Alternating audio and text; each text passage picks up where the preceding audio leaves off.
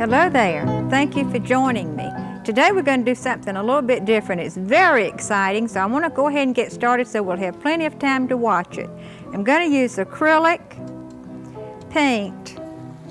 Let's go to the palette. I'm just going to use it for a few seconds, just a few minutes now though. Not going to do the entire painting, but let's go to the palette. Maybe you can see how I'm mixing it. White, a little bit of Payne's Gray, a little bit of burnt umber, touch of yellow ochre. What I'm doing is mixing up a soft, nasty looking gray. Now keep in mind this is acrylic. What I have done is I have underpainted a barn, right? We're going to paint the barn with this color. I'll get it right in a minute. I can't hardly paint and I can't hardly talk, mix colors at the same time. Okay, what we're doing is I have underpainted the barn with black acrylic. Now you could have used Payne's Gray if you wanted to. It wouldn't have made a bit of difference. After that dried completely, I coated it with cracks. After the cracks dried completely, now I'm going to coat it with the soft gray. You're going to be able to see it just crack right before your eyes to get a good old wood textured effect. Okay, camera 4, can you tighten up on the barn? That's TV talk. Okay, we're going to pull this down and see it's already started cracking. I mean, this happens in a hurry. Just going to scoot right on across. The heavier you have your paint, the bigger the cracks are going to be. Now what you want to do is you want to lay this on one time. Don't keep going back over it, because if you do, you're going to fill in the cracks that are happening. And put on my glasses so I can enjoy. Oh, that is beautiful. It is really working great. But now see, with this wet paint, if I kept going back over that time and time and time again, what would happen? I'd fill in the cracks.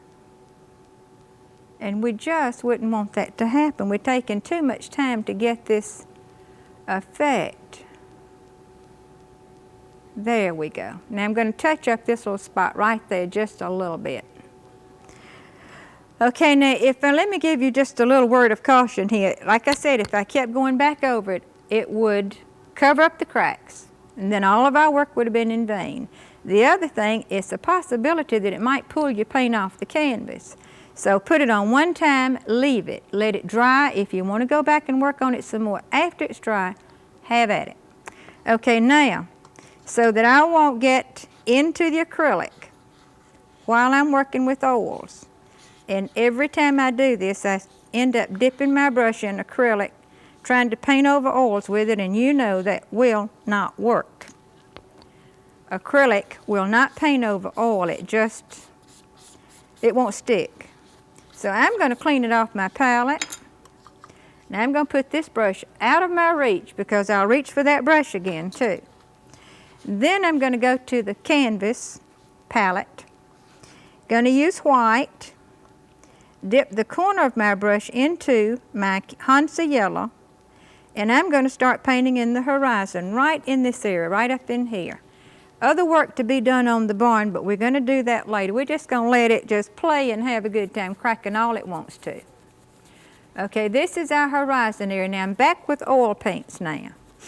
This was done with acrylic. The rest of the painting is going to be done with oil. Now the reason I use the acrylic is when you use the cracks, oil won't work with it. So if you want that effect, you have to use acrylic. You have no choice. Now let's go over to this side. Add a little bit of yellow in the horizon here. You have no choice. Okay? Now I'm going to dry the brush, load it with white and burnt sienna, and continue upward in the sky a little bit. Oh, maybe 2.5 inches. Going to be a big tree here and another one here, so I'm going to pull into those tree shapes. I have pre-sketched my canvas just a little bit. Give me some kind of guidelines to go by. Okay, I'll move over with my sienna on up above the yellow.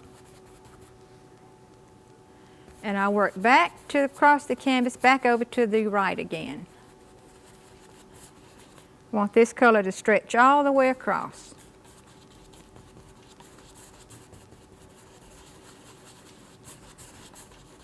Take the time, you are not in any hurry.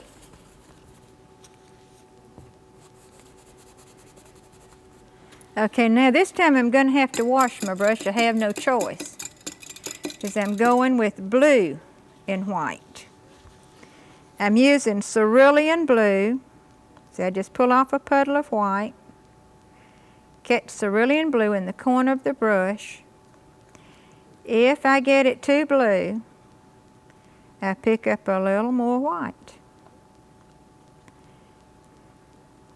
Then I'm going to fill in the rest of the sky with this mixture. A lot of paint on there, isn't it? Okay, the rest of the sky. All across the top now.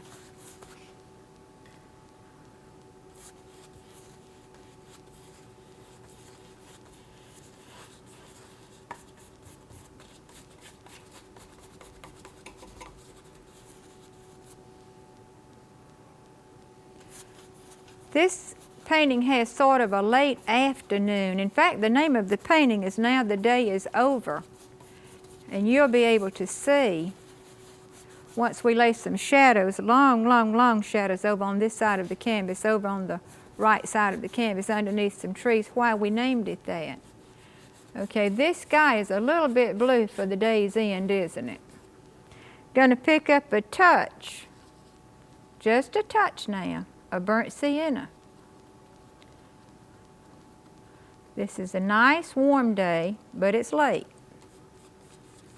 And soften my sky a little bit.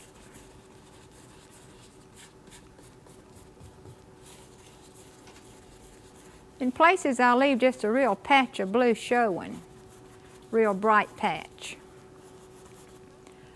Okay, now I'm going to go to the fan brush and do a little bit of blending. We'll start between the yellow and the burnt sienna,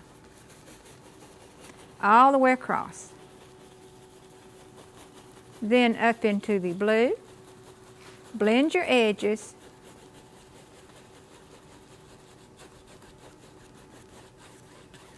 and your brush strokes. Already looks like the end of the day, doesn't it, with the colors of the sky. Sun's going down. Okay, now you wouldn't have much of a cloud shape on a day like this, on the time of day like this, but I'm gonna add just a suggestion, just to give it some oomph, added interest. But notice what color cloud am I using? Right, the burnt sienna and the white. Very soft cloud.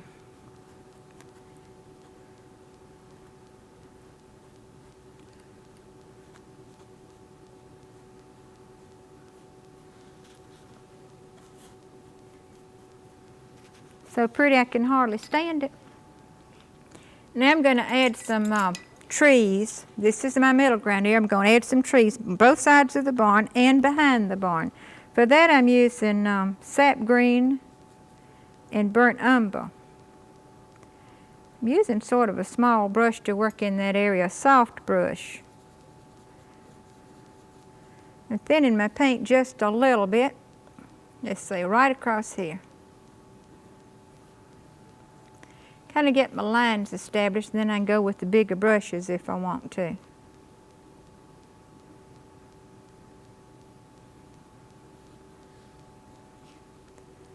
Right on around the trusty little barn.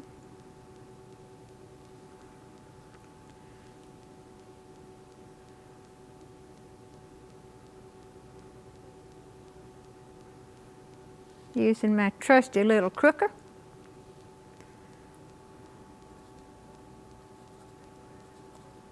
Sap green and burnt umber. Now I think I'll pick up a little bit of alizarin, no, not alizarin, burnt sienna.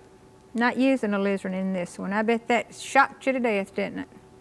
Okay, let's add a tree over on this side. And I'm stippling it in with the same brush.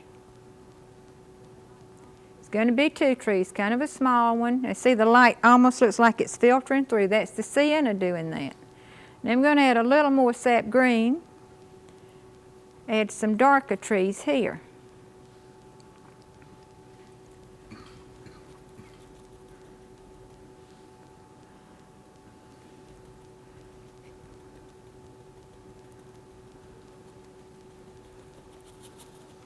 Stipple, stipple, stipple. When you stipple, how do you do it? You push your paint against your canvas in a patting, sort of a patting motion. Leave these openings like that. That's important. Leave openings in your sky. If you filled it in too solid, it would be almost like a brick wall. There's no way that you could breathe in a painting if you didn't have like openings between your trees. It'd be flat, almost abstract quality. Now I'm going to fill in this. There's another tree that goes here. Let me kind of sketch it in for you. That's going to be the sap green and the burnt umber tree. See, I want it to be darker than the other one. Fill that area in. Then I think I'll go to my foliage brush for that. Little bit of burnt sienna.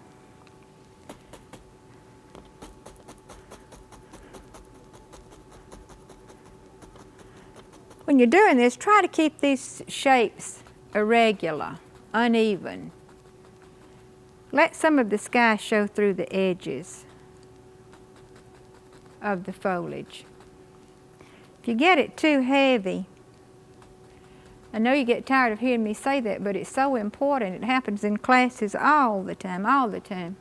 You just keep stippling, and the next thing you know, you filled in your whole tree area. You want these edges. Oh, that looks great, Norma. You have done good. Okay, let's move on over here now and add some trees. Right across here. Now, see, I can use kind of plotted and planned and laid my groundwork here so I know exactly where I'm going. Going to add some trees over in here now. And I want pretty shapes here too. I'm going to let some kind of hang out, some kind of stand up straight, some little bitty ones, some thick ones, some thin ones. Every so often another dip of burnt sienna in my mixture. Let's see, let's make a shape out of this.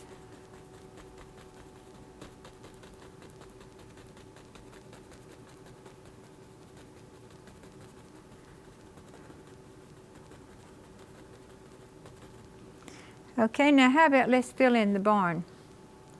Let's use the crooker again.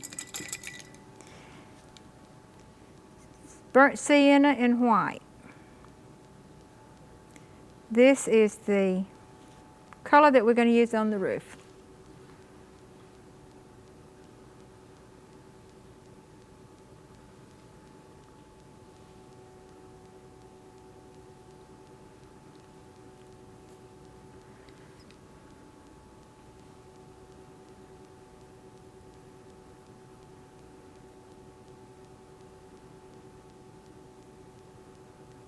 Zing. Do it with the flair. When you're painting, make your painting speak to you. Okay, the inside of the barn, that really looks like just a hole in the barn, doesn't it? But we can't have that, so what are we going to have to do? We're going to have to show some boards. Our light's coming from this direction, so we're going to have to, well, no, light's going to come from behind us, but you'd still be able to see a little bit of the inside of the barn. And because we're over here, we'd see this left wall. So what we have to do is darken across the top, down the left side just a little bit, show a few little boards in there.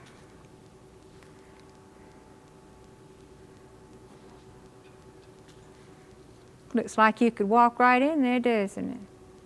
Still not going to fiddle around with that barn yet. Now there's a little pond of water right over in here. It's blue. I'll just fill it in rather quickly. And then the next step's going to take a few minutes, so don't get bored. We're going with the sap green and the burnt umber again. And I'm going to fill in the bank of the pond, around the barn, the front bank, and then I can go with the bigger brush after I get my shapes established. The side.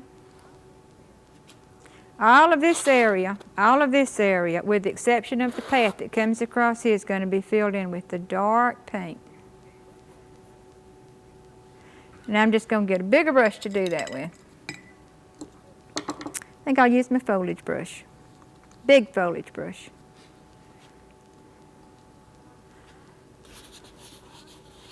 Start at the bottom, and we're just going to work all across here, back up in here too. Going to work at the bottom first.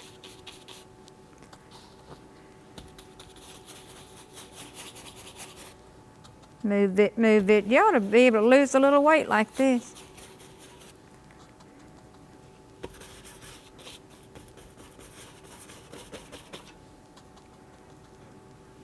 Just takes a minute. It's not something that's pretty that you really get to see anything beautiful happening, but you do once it's laid on here. Okay, that area is covered pretty well. I'm going to move up here and fill in this area. Right on up around our barn. Let's see, I'm going back to a smaller brush now because I'm working. I got to be kind of persnickety around this barn.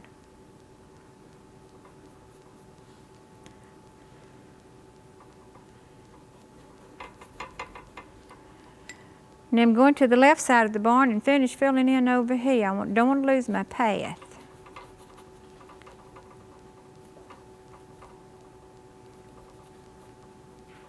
Get off there. Got oil paint on my acrylic. Now I wasn't ready to do that. You ever just talk to your paintings while you're going? Okay, now this whole area is going to be path. As soon as I put in this little shape right here, I'm going to fill it in. Now I'm going to use the big brush for that. Burnt sienna, yellow ochre, and white. Then I'm going to blend these edges of the path together. Oh, come on, get light enough. Get with it. We don't want a red, great big old red path. Here we go. Here we go.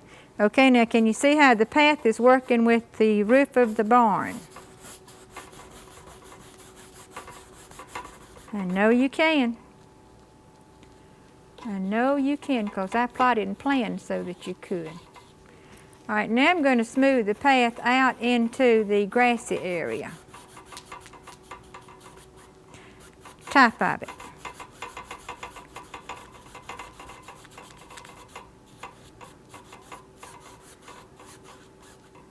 Up and around, right in front of the barn.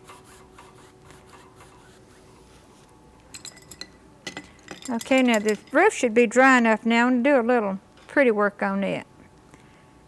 This is white, cerulean blue.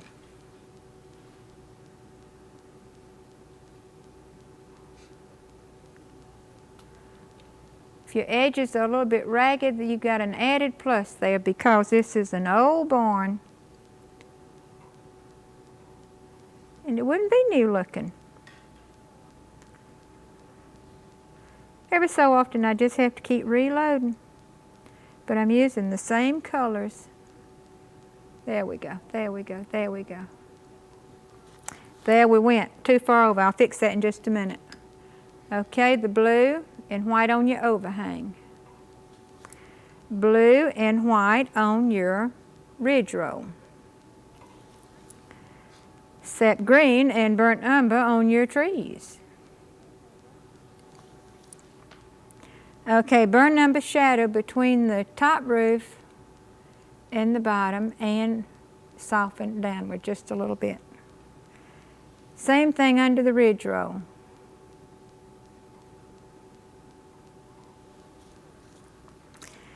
I like it and I love it. Put a little bit blue right there. Okay, let's go to the fan brush now and add some interest to our ground area. Middle ground and foreground.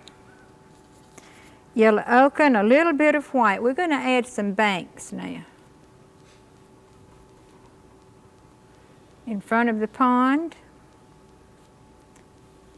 in front of the barn, a little bit of highlight there. Okay, we're going to come on across here to the left side and we're going to add a little bank here. For added attraction, we could add one there. Okay, down in our foreground area, let's add, I'll tell you what, let's add, while I have this color on my brush, let's add a few highlights in the path. Take just a few minutes and work on the path. Then, I'm going to soften the dry my brush and soften the highlights down. So that'll be our next step after I do this. Dry my brush, soften my highlights down.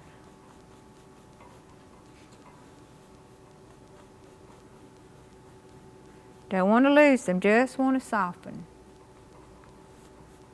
Darken my water a little bit with a dirty brush. A little bit of dark goes between this barn and this path. I'm going to go back to the crooked now and add some post down in this foreground area. Fence post.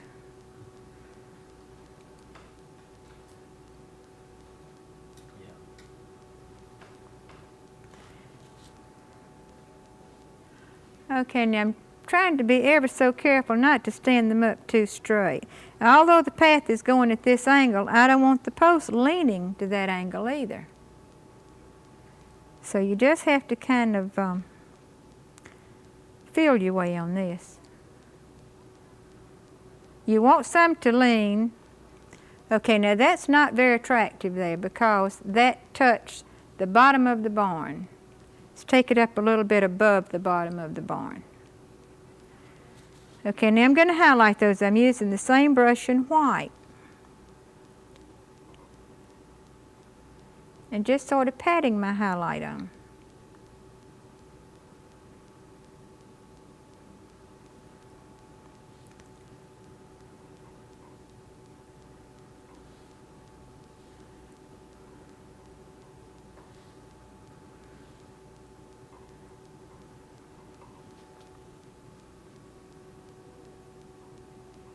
Oh, that's going to be good going up in front of that doorway like that. That push that barn backwards.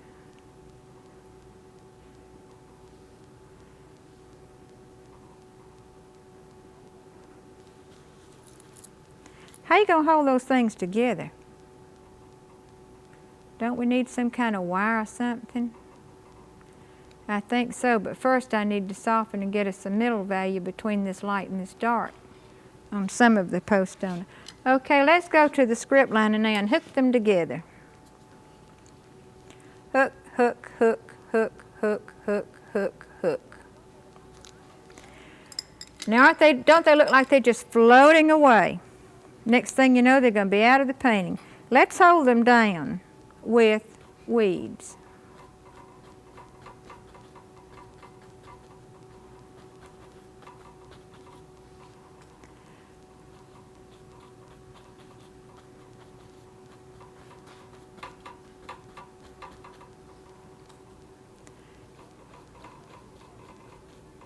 Now the weeds look like they're floating, don't they? Let's hold those down by pulling them down into the grassy green wet paint, the dark green paint that's underneath.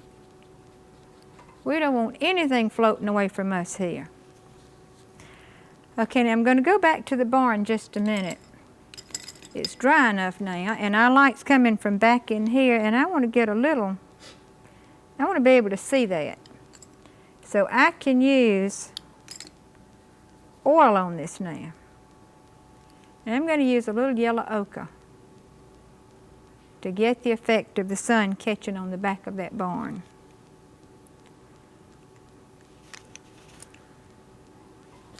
Okay, and if our light's coming from the back, the front of the barn is going to be in shadow. We also need a shadow under the eave. Now keep in mind, this is oil this time. Front of the barn is going to be darker. Now you can still see the cracks because I'm using what? A wash. A wash is paint that is so thin you can actually see through it.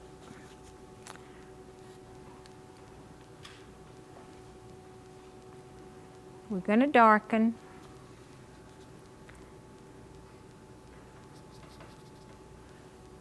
And we're going to lighten that space a little bit. Kind of darken between the dark and the, let's add a shadow here too. We need that real badly, don't we? Underneath that roof, yes we do. We need that shadow.